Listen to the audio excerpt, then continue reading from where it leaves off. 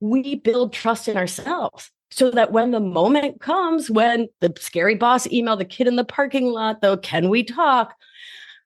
Oh, I know how to have my own back. Oh, wait, hold on. I was about to freak out. I was about to leave myself. I was about to go into adrenaline. I was about to check out, but hold on. Wait, I'm still the me that high-fived me for the sandwich. I'm the me who drank the water because I friggin' matter. I can stay with me. I can stay present with me because I've been taking these teeny tiny daily steps towards self-love. You're listening to Make Some Noise Podcast, episode number 531 with guest Maria-Victoria Albina.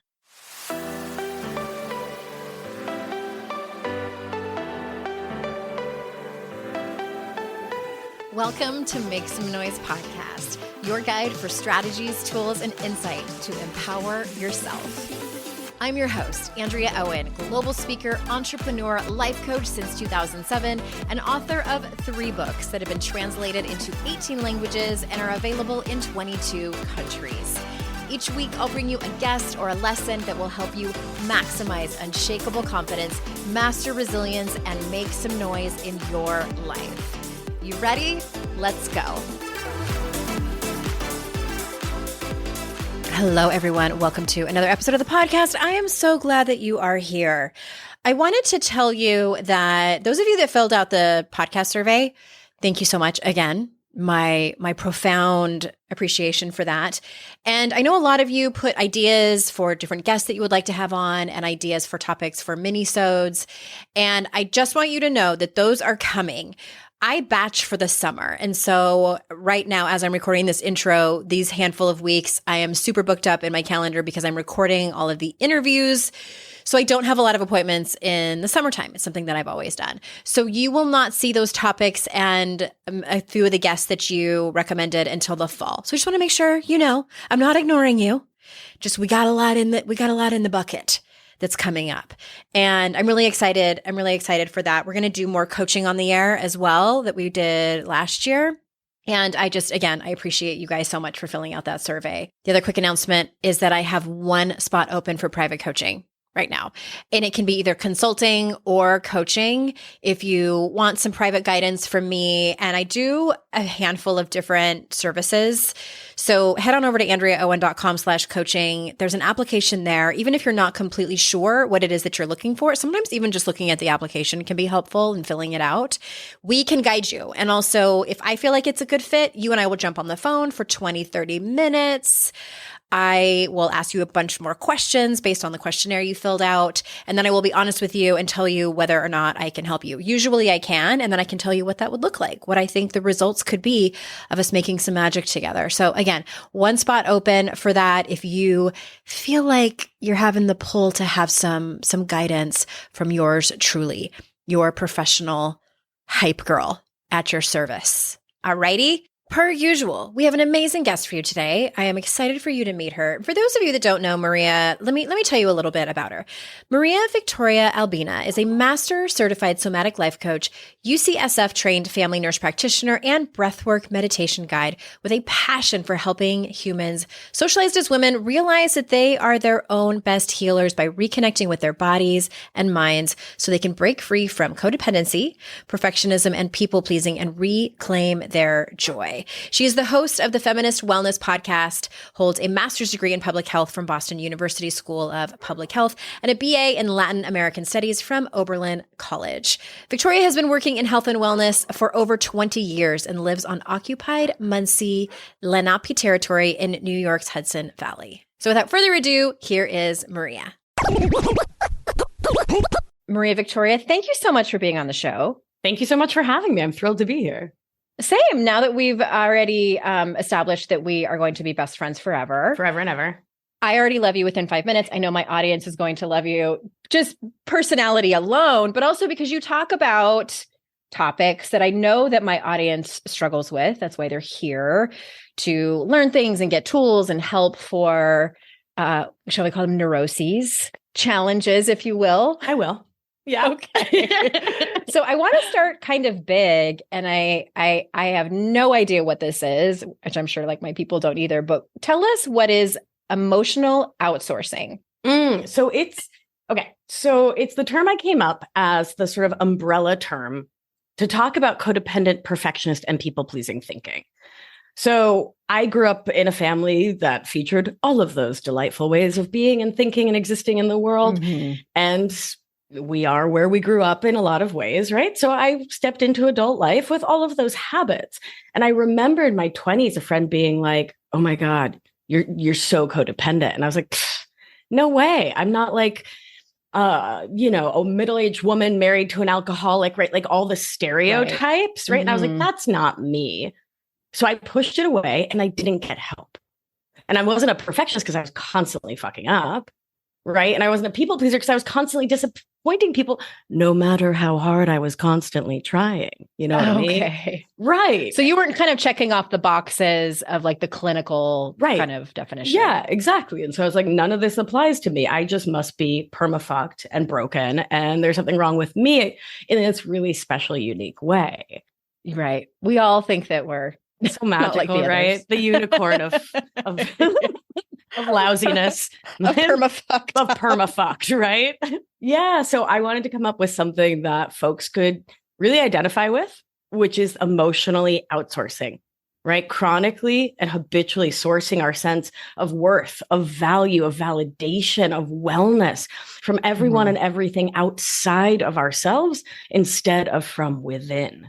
Because within, we don't think we're worthy. We don't think we're okay. We think that we are once more permafucked. Yeah. And so in emotional outsourcing, we can see it, and then we can start to get some help, some support, some guidance, so we can actually make change. Okay. So that's the term that, just so I'm clear, that's the term that you use for people who, because the way I describe that is I always got my self-esteem and worthiness through the eyes of others. Right. Especially my romantic partners. For sure. 100%. Yeah. Okay. Exactly. So I want to talk about nervous system reaction and kind of like how to feel safe when we're triggered. And I want to start with just the triggers themselves. Like, how does someone know when their nervous system, like, can you give us some examples of symptoms or situations even when someone has their nervous system is triggered and they're feeling unsafe? Yeah. This is such an important place to start because for years I didn't realize I was triggered. I thought I was just like having a normal reaction to life. But in fact, I was outside of myself. Like I wasn't in my dignity. I wasn't in my integrity. My nervous system had taken over. So I love starting here. So sympathetic activation is when our body thinks there's a lion coming to eat us, to destroy us and the entire village. And it floods us with adrenaline and norepinephrine, the fight or flight stress chemicals, eventually cortisol. That can make us jittery because our body wants to move. Our body wants to run. Our body wants to get out of there, right? It goes on to high alert and just wants to escape, wants to punch something, move our legs and our arms and fast because our heart's beating fast. Our breathing's going fast. Everything in us says, I am not safe here because doom is imminent. And so our thinking can speed up and like it can get that racy aspect, but not be clear. Have you ever had that where you're like, oh my God, I have to I'm overwhelmed. I have this to-do list. I have to, It races so fast. There's not a cohesive thought. Right. Which is on purpose, scientifically speaking. Our body doesn't want us to sit around and, do advanced math, right? It wants us to friggin' run. To run. Right. So the brain is shut down. Our capacity to think is limited. Our peripheral vision is limited, which I find really interesting because the body doesn't actually want you distracted by anything out here on the periphery. It wants you looking forward. Like, can I run? Where's a cave, a tree I can get up? How do I escape? Racing sensation throughout the body, sweating palms, right? My palms tingle and sweat. They tingle and sweat. Yeah. My feet often will start before my hands, which is really interesting. And belly sensations there can be all sorts, right? A feeling like there's a rock in your stomach or feeling like you immediately have to go to the bathroom, feeling like you urgently have to pee, but you just peed 10 minutes ago. Anything that sort of signals to you that you're racing, that's adrenaline. Right? That's fight or flight. That's like your body just gave you 14 shots of espresso through the main line that is your nervous system. Yeah. So I'm thinking of times where this has happened to me, and the first thing that came to mind is any type of shaming moment. Yeah. So, whether or not the person there's another person involved and they have shamed you like on purpose or inadvertently, like just kind of poked the dragon, if you will, or you get an email and it's like a hate email or like a mean comment on social media. Those are common examples, wouldn't you say? I would. Yeah. And things that like foretell doom will often get this happening in the body. So if your partner texts you and says like, babe, we need to talk after work tonight. Yikes. Right? I think we need to talk from anyone. The nervous system's like, oh my God, I'm dying. Somebody Those help. 4 words. So bad, right? Like there's diarrhea. Yeah. Right. Exactly. X-lax for the soul. Exactly.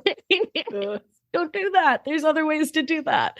But yes, because the nervous system's always wondering when we're going to die. And it's really seeking to prevent that because it's got the one job, right? Which is survival of the species. So you can procreate. And so humanity doesn't die off. So we want this nervous system to work for us, like, but in necessary times and in balance. So we need sympathetic activation, right? And I love that you started by saying it's not bad because people think like, oh, I have to be Zen. I have to be in ventral vagal, which is the Zen, chill, safe and social part of the nervous system all the time. Or like, I'm not good at yoga. I'm not good at healing. Like I'm like not hashtag doing it right. Like I'm not hashtag doing the work kind of thing, you know, but without sympathetic activation, you can't get up out of bed. Like your alarm goes off and you can't get up. You can't drive a car. You can't feed the dog. Like you can't be alive. We need all the complexity of our nervous system. When we talk about dysregulation, and I want to make sure to loop back to your question about safety, because I think it's the most important takeaway. When we talk about regulation, what we're talking about is having awareness of what's going on in our body, having acceptance of our nervous system being the driver of the bus, and that we are co-captains with our nervous system. We can't control it, but we can influence it.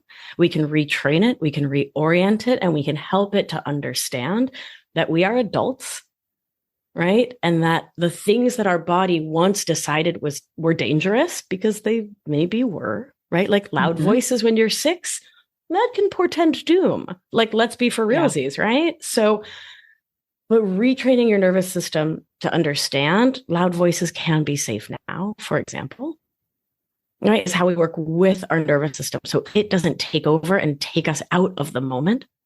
So we can stay in present and through that presence, come back to safety, like you were talking about, and can make loving decisions for ourselves and our. Okay, I think we understand that, and so how I'm curious, like around a couple different scenarios of like how to work on making our body understand that we're safe. So give us some like kind of tips and tricks. I love a good tips and tricks. So the first thing to understand is that when the body is in high speed, it needs calming. It needs slowing down. And so slowing down and coming back into the present moment is the most amazing thing you can do for yourself. It's also free, it's accessible, and it's so, so easy. So this also works if you're on the other side of the nervous system. There's 3 main stages. Ventral vagal is the safe and social we talked about. Sympathetic is all raced up, all full of adrenaline, all zoom. Dorsal is shut down. You're checked out, you're zoned out, you're disconnected, you're not fully present in your body, but in a like, wait, what kind of way versus a, oh my God, I'm so anxious, I'm full of adrenaline way. So, okay. Yeah. So either extreme, dorsal checkout, or sympathetic fight or flight, both need to be brought back to the present moment. And so the easiest, simplest way to do that is orienting the nervous system.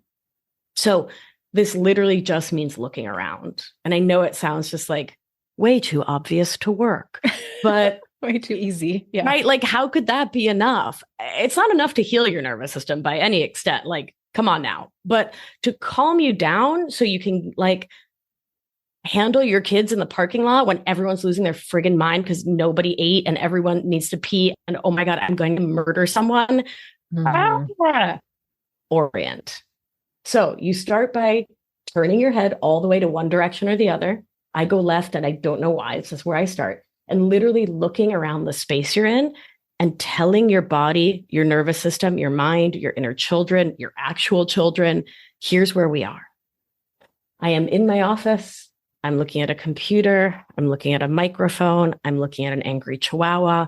I'm looking at a baby picture. I'm looking at a doll. I'm looking at some tinctures, right? hey, mind, body, hey, it's 2023. You're safe. You're an adult. You're here in your room, right? You don't have to go back to the time and place where you learned that loud voices are scary.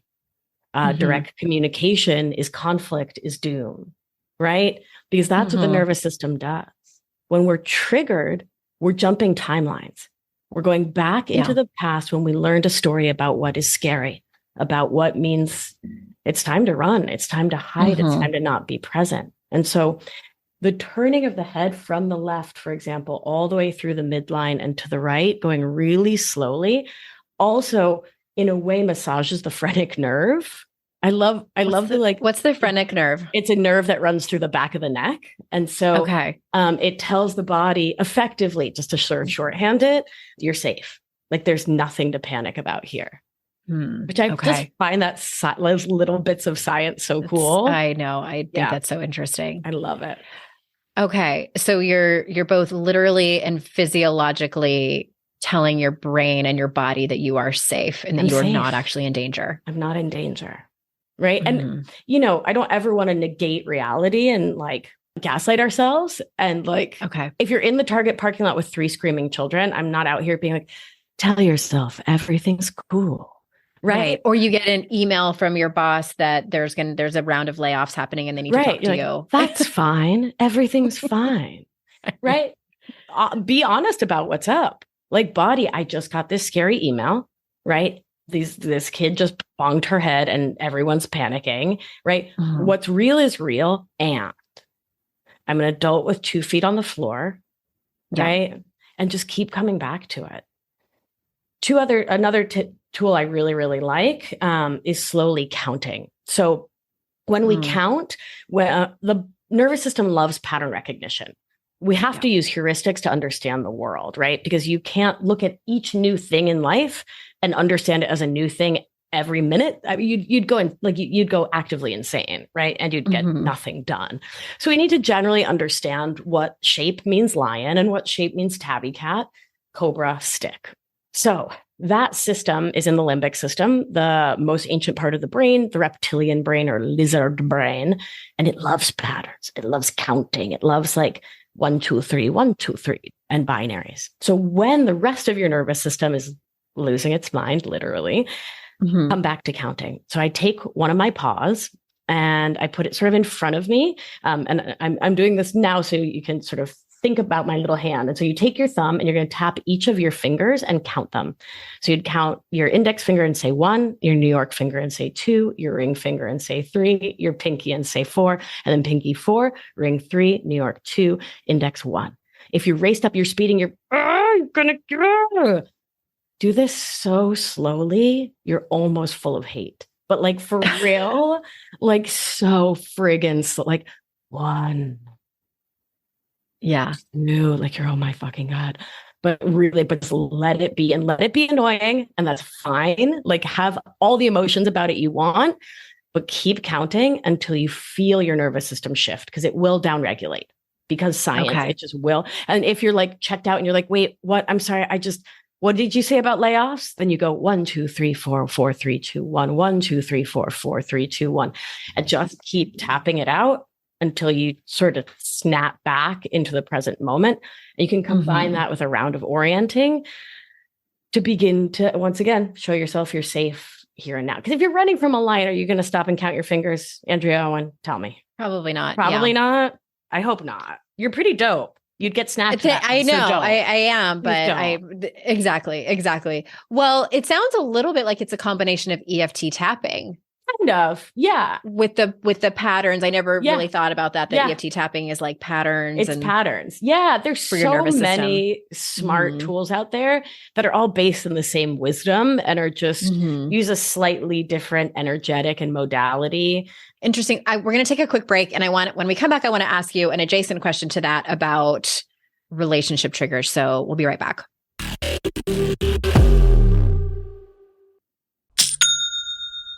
Shopify's already taken the cash register online, helping millions sell billions around the world. But did you know that Shopify can do the same thing at your retail store? Give your point of sale system a serious upgrade with Shopify. With Shopify, you get a powerhouse selling partner that effortlessly unites your in-person and online sales into one source of truth.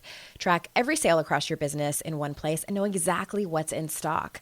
Connect with customers inline and online. Shopify helps you drive store traffic with plug-and-play tools built for marketing campaigns from TikTok to Instagram and beyond. Get hardware that fits your business. Take payments by smartphone, transform your tablet into a point of sale system, or use Shopify's POS Go mobile device for a battle-tested solution. Sign up for a $1 per month trial period at shopify.com/noise, all lowercase. Go to shopify.com/noise to take your retail business to the next level today. Shopify.com/noise. You know when you're listening to a song on the radio and you get the profound feeling that the song playing was written about you? Now imagine having the power to gift that same incredible feeling to someone you love with an original song from Songfinch that actually is written just for them. Songfinch lets you create an original radio quality song inspired by your own life and the people you love. It's completely unique, personal, and lasts forever. Whether your song is for Father's Day, an upcoming graduation, wedding, or anniversary, or even just a gift to show your loved one how much you care, start your song now to lock in one of Songfinch's top artists. I gifted Songfinch to myself, a song about my late father, and I'm so excited to play you a clip. Flipping through the slides of learning how to live and how to love, and coming undone, a father daughters without, so she writes it down. One of my clients heard about Songfinch from this podcast, and so she had a song created for her son who is graduating, and she told me that they both cried when she played it for him and that it exceeded her expectations. For a limited time, Songfinch is letting our listeners upload their song to Spotify for free, so you and the lucky person you gift it to can listen to it anywhere, anytime. Go to songfinch.com/noise and start your song. After you purchase, you'll be prompted to add Spotify streaming for your original song for free, a $50 value. Again, my URL is songfinch.com/noise. Don't forget to share your song with us too. songfinch.com/noise.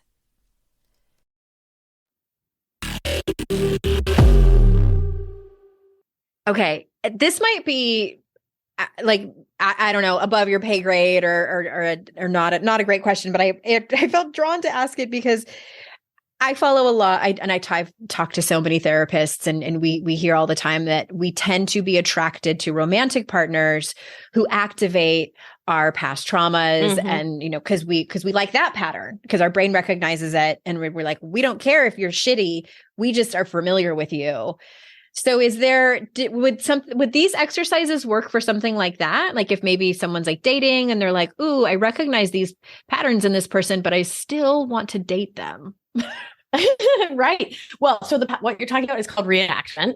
And so the nervous system will seek to reenact, to get a redo of a past experience that was lousy. I mean, I can absolutely look at my my first marriage and be like, oh, I see how you were like a 100% my dad.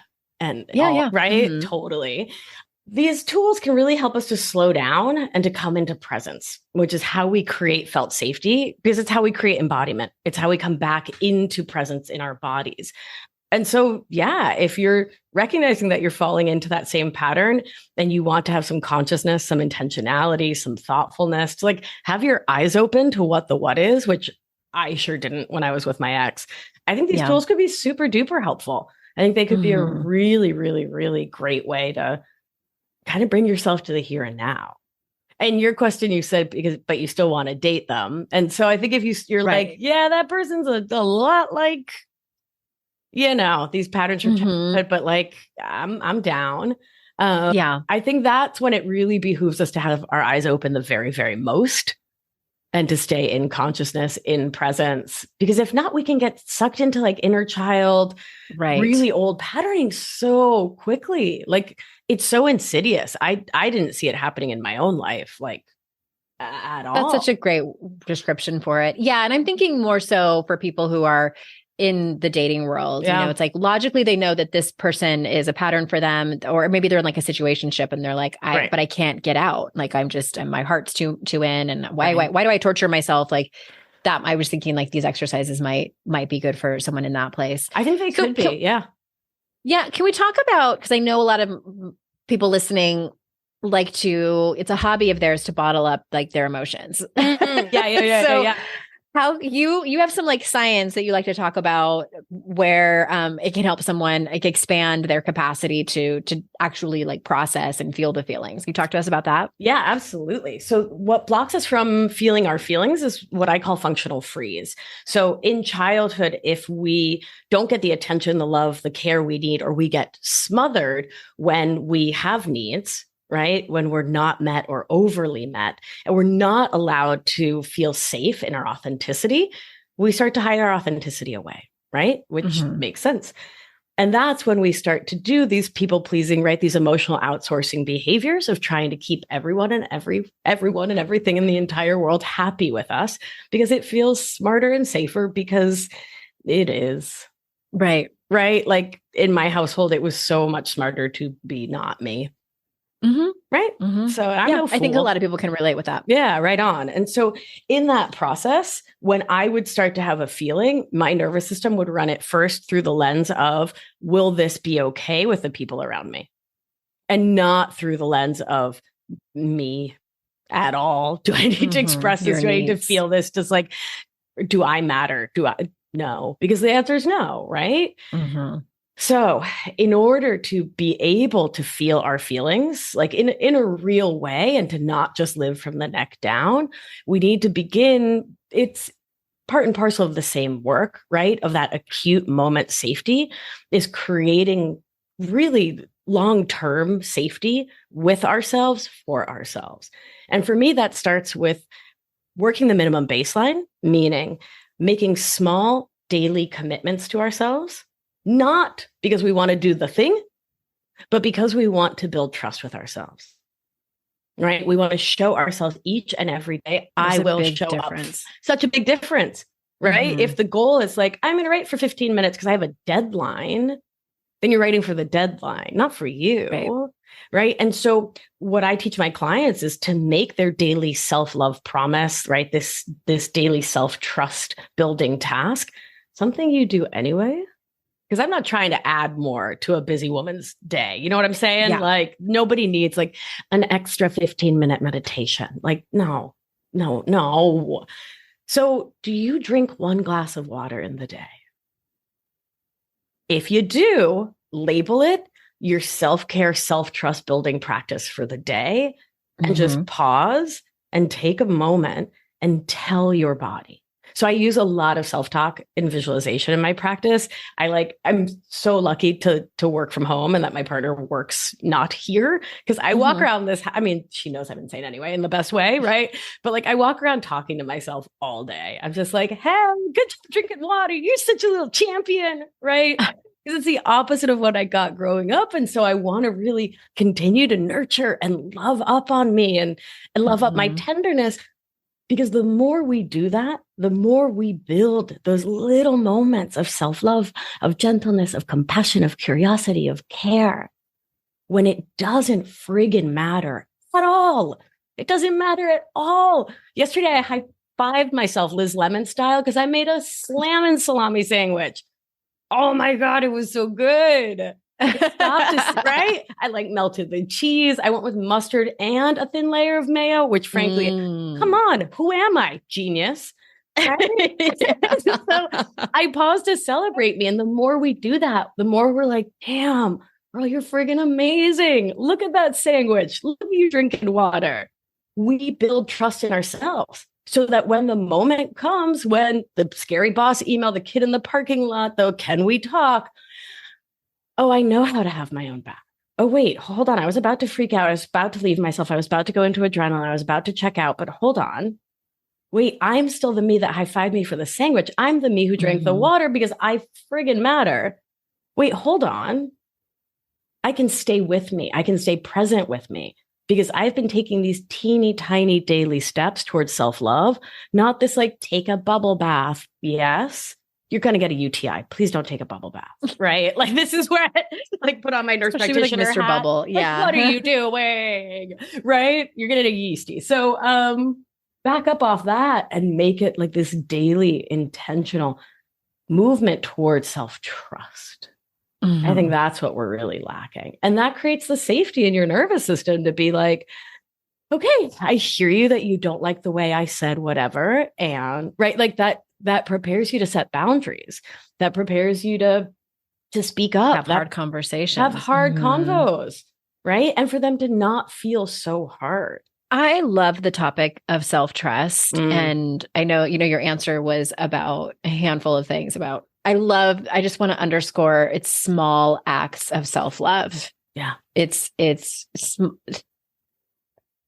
again and again and again. I want to repeat that to people because I think that sometimes it gets misconstrued and thinks that it needs to be these, these grand acts or just kind of the self-care that we see in Mother's Day commercials. Right. And it's not that. It's these small acts over time. And sometimes it's 3 steps forward and 2 steps back, et cetera. And you talked about, that helps you eventually feel safe in actually feeling your feelings. But the self-trust aspect, I think, is so huge. And if you have anything more to say about that, like, because it's such an important topic that I don't think gets talked about enough among women. Yeah, it really doesn't. It really doesn't. And what I always say is that we need to take kitten-sized steps because baby steps are way I say turtle steps. I love that, kitten steps. Little kitten steps. Because a newborn kitten's foot, it's like the size of your pinky nail.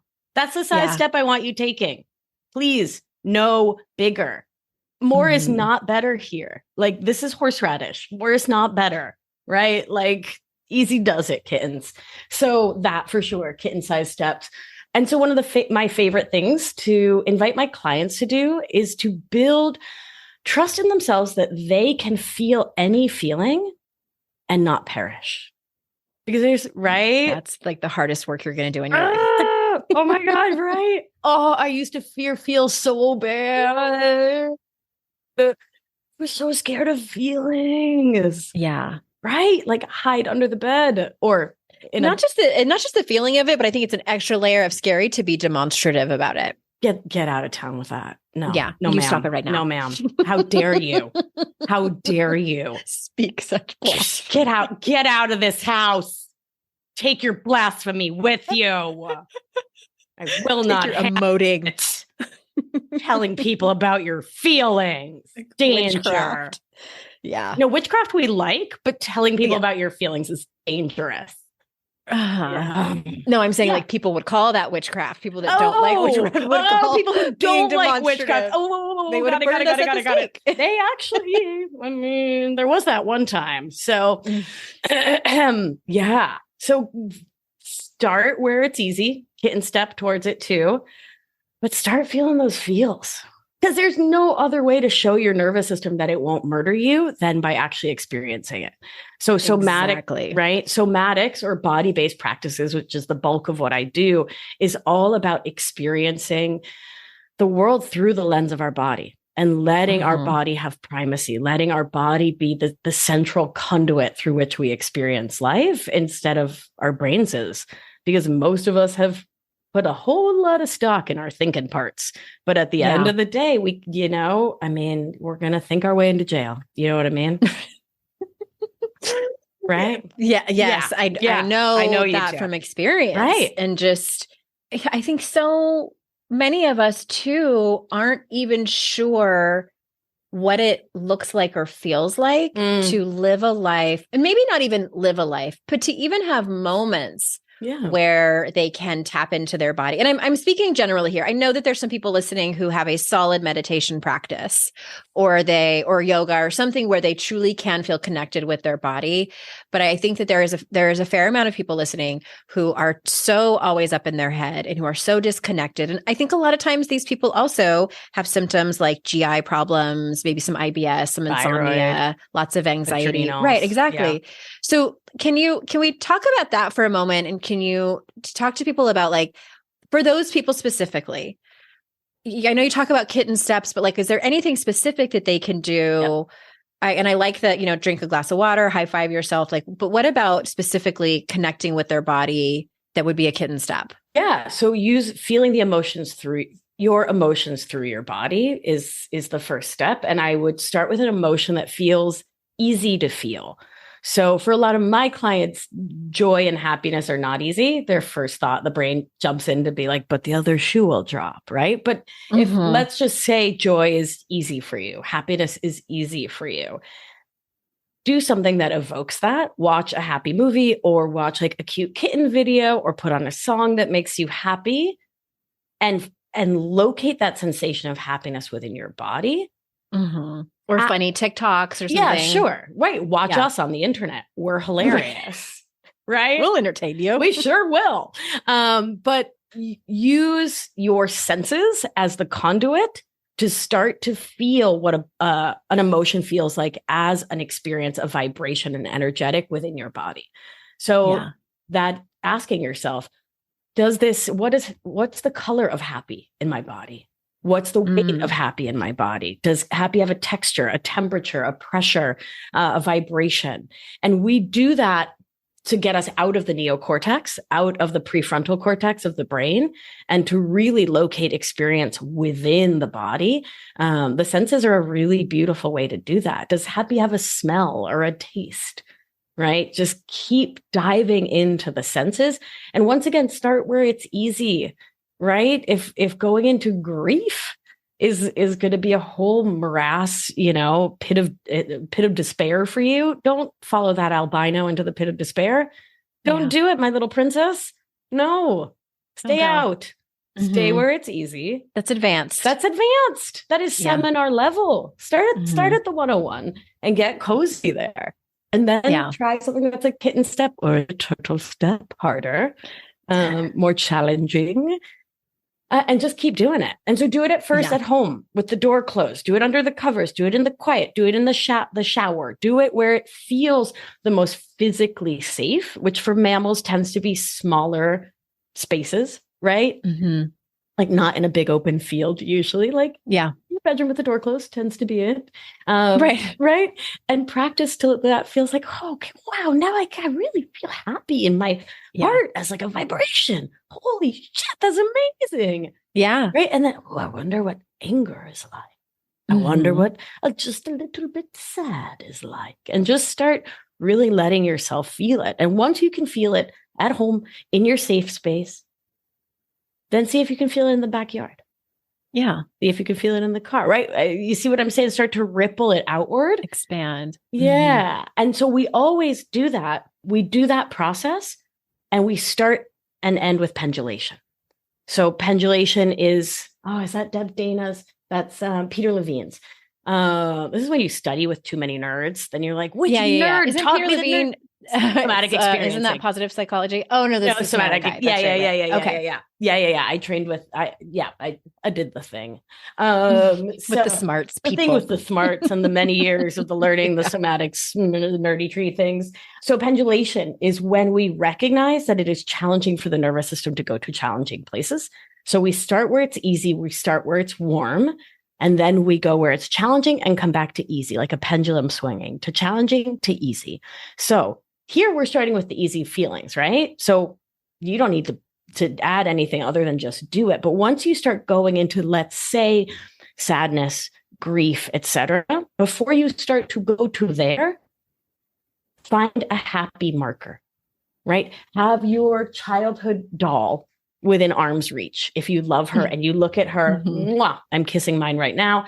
Her name's Magdalena. She's beautiful. If you look at her and you think pure, joyful thoughts, like easy thoughts, right? Happy, safe thoughts, have her right there, right? If having a baby picture, if having your turtle or your kitten with you, right, brings you safety, do it. It doesn't friggin' matter. Whatever it is mentally or physically that brings you to your safe place, go there first, focus there, feel that, go where it's a little scary, come back, go back and forth, back and forth. It's really important to maintain as safe a container as possible for this kind of exploration. Right. Okay. We're going to take one more break. And I have two questions for you when we come back. One of them is about masturbation. So be right back. I'd like to introduce you to the Minimalist Moms podcast. It's hard enough being a mom, and the last thing you need is stress from too much stuff and an overcrowded schedule. For too long, I lived with the mindset that bigger was better, and the more I added to my life, instead of feeling better, I felt overwhelmed. It was time for a radical new mindset. Less is more. I'm not into extremes. I didn't throw everything away. My brand of minimalism is more about adding than subtracting. Get rid of the excess to make room for what you love. In other words, it's about living life with purpose. I hope you'll listen in, and my guest and myself can inspire you to think more and do with less. The Minimalist Moms Podcast, available wherever you listen to podcasts. Hello, you sentient ball of stardust. My name is Casey Davis. I'm a therapist, and I'm an author of the book, How to Keep House While Drowning, where I talk about ways to make it a little bit easier to take care of yourself when you're overwhelmed, stressed, have mental health issues, physical health issues, or maybe you're just in a hard season of life. Maybe you're looking for a place that you can come and listen to some practical advice. This is a podcast for all of the self-help rejects. We're going to talk about skills for survival and self-kindness. And I'm going to leave the pop psychology at the door. I promise not to tell you to meditate or to journal. We're just going to give you some really insightful conversations with hopefully some practical advice. So I don't believe you need to pick yourself up by the bootstraps. I don't want you to just try harder, and I don't believe that laziness exists. So join me over on Struggle Care, where we can find compassionate solutions that help us function a little bit better.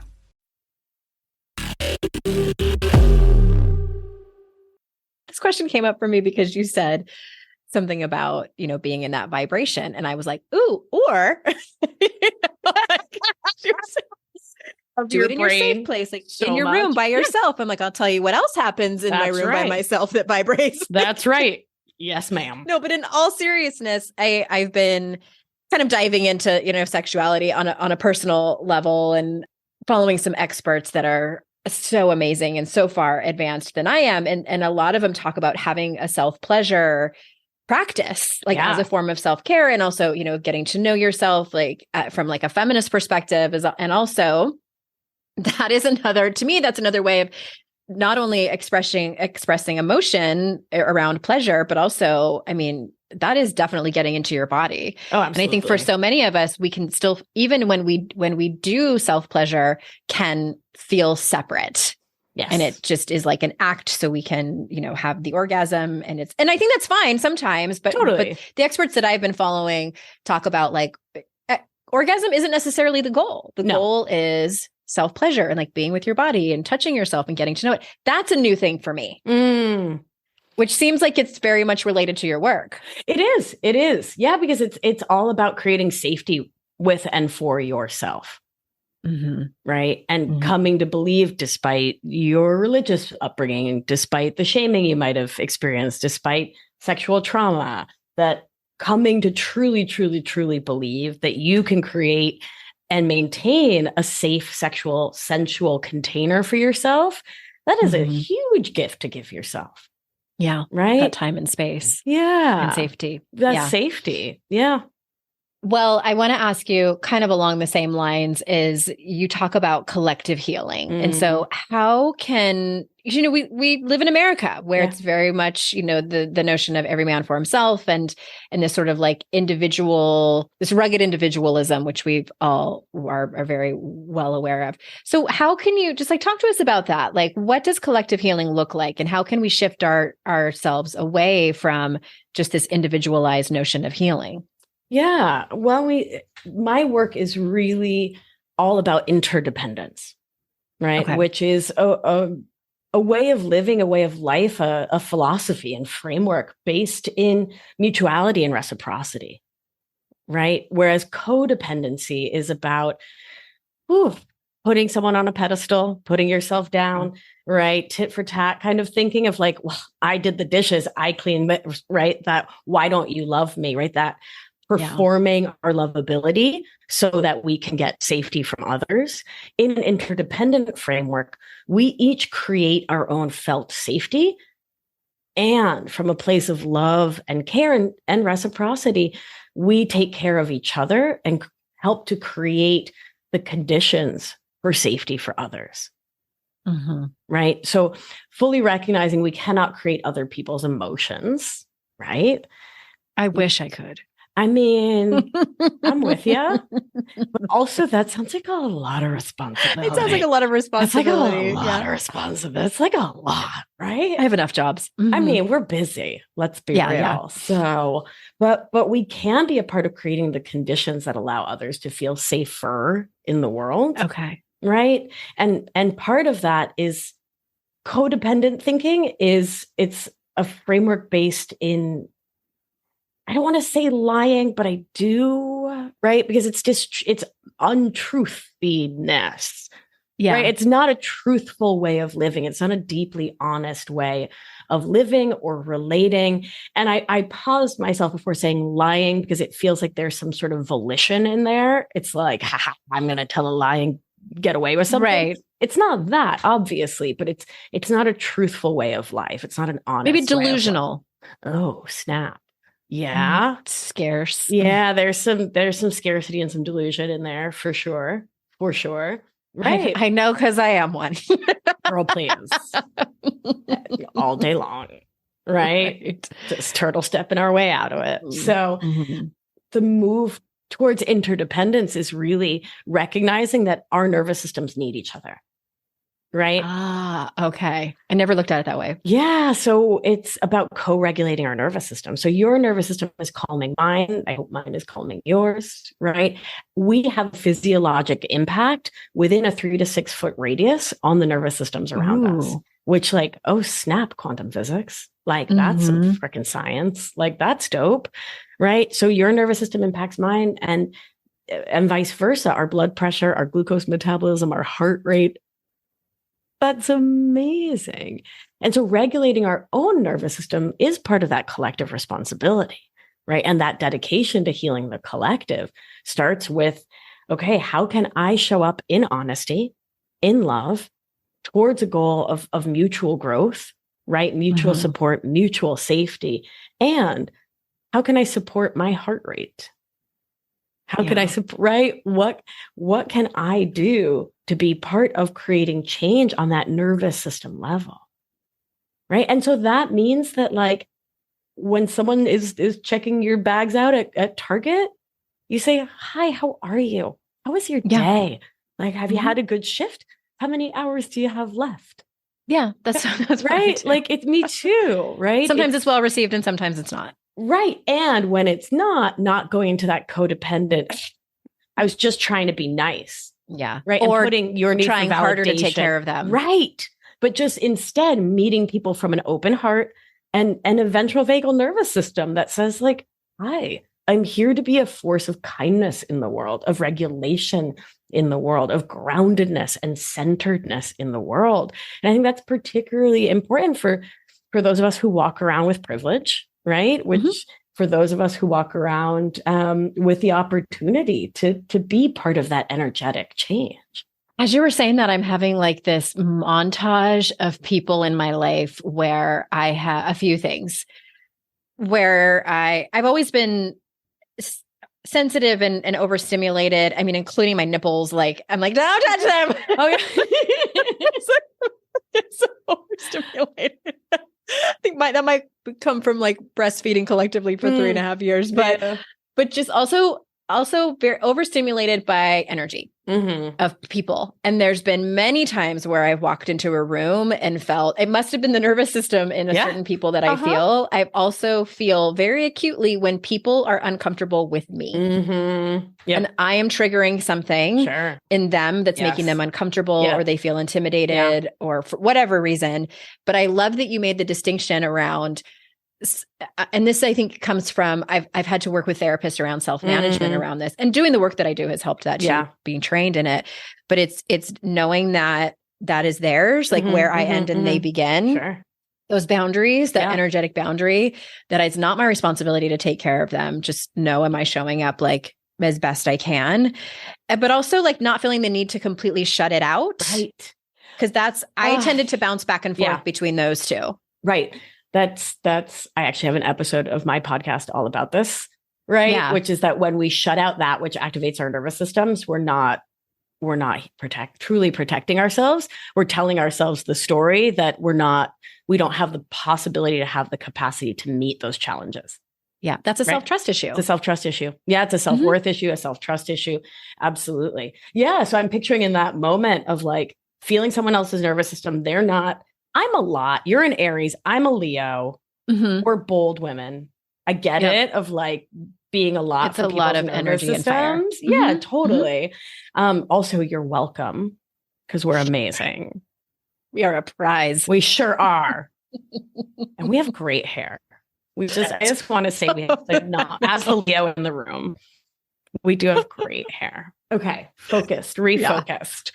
Yeah. So it's like, for me, it's that shift of like a decade ago, I would have been like, oh my God, are you okay? Is something going on? Did I do something? Is there something wrong with me? Is that, why are you it seems like maybe you're stressed out. Are you overboard? Right? Into drama, into stress, into like, but what am I, their mom all of their sudden? Right? Yeah. Right. That like mother hen of like, oh my God, I have to smother you with, are you okay? Because what I'm really asking is, am I okay? Do you approve of me? Right. Yeah. Is there something? And that's codependent behavior. Oh my God. Like a majillion %. And so, right. And then you posited the opposite, being the like, not my problem. And I think that's where the internet's going. And I find it really problematic because it is that rugged individualist, that independent, like independence is not the solution to codependence. Interdependence is, right?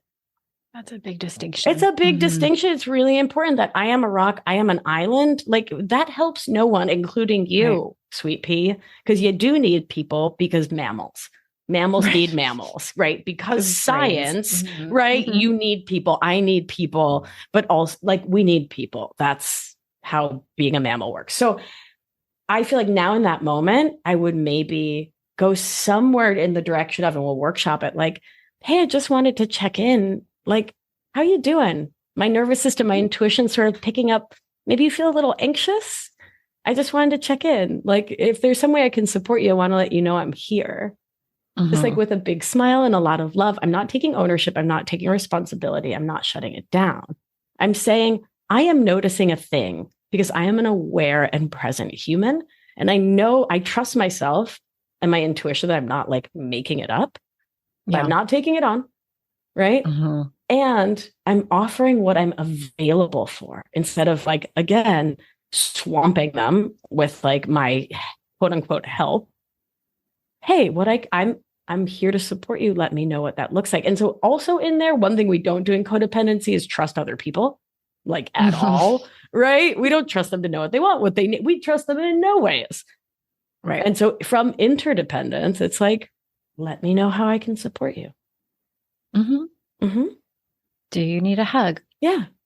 Yeah. Do you need me to fuck off? Right? Do you need a cheese board? Like, how's your blood sugar?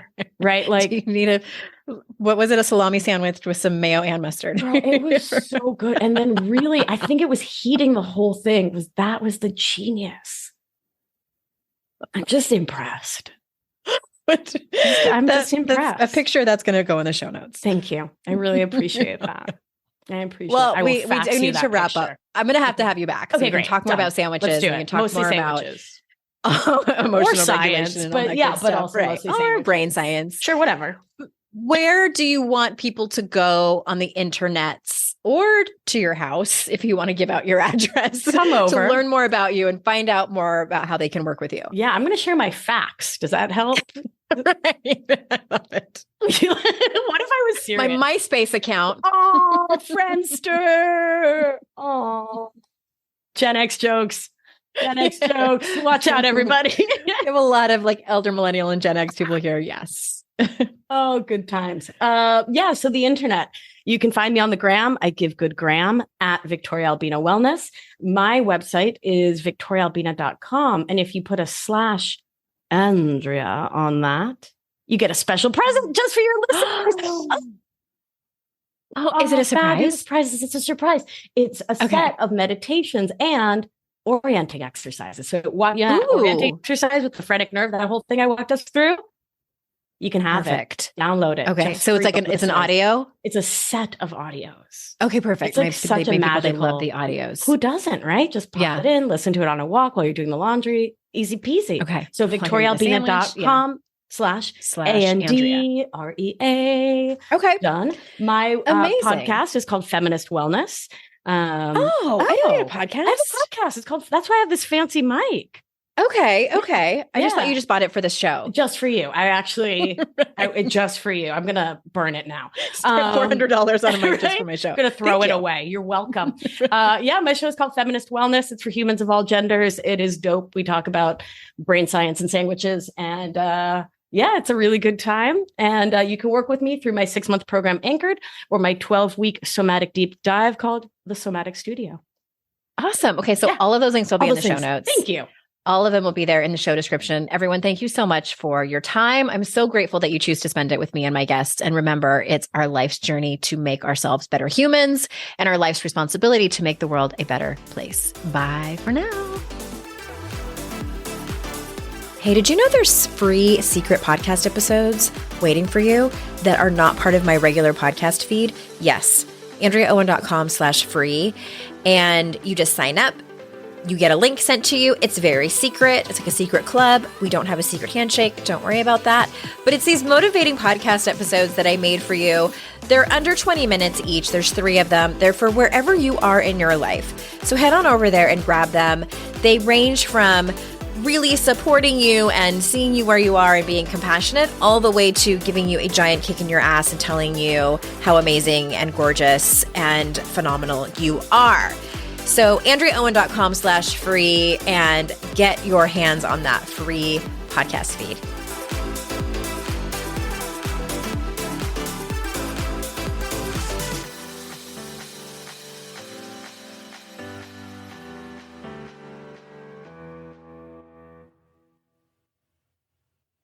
Hello, you sentient ball of stardust. My name is Casey Davis. I'm a therapist and I'm an author of the book How to Keep House While Drowning, where I talk about ways to make it a little bit easier to take care of yourself when you're overwhelmed, stressed, have mental health issues, physical health issues, or maybe you're just in a hard season of life. Maybe you're looking for a place that you can come and listen to some practical advice. This is a podcast for all of the self-help rejects. We're going to talk about skills for survival and self-kindness. And I'm going to leave the pop psychology at the door. I promise not to tell you to meditate or to journal. We're just going to give you some really insightful conversations with hopefully some practical advice. So I don't believe you need to pick yourself up by the bootstraps. I don't want you to just try harder, and I don't believe that laziness exists. So join me over on Struggle Care, where we can find compassionate solutions that help us function a little bit better.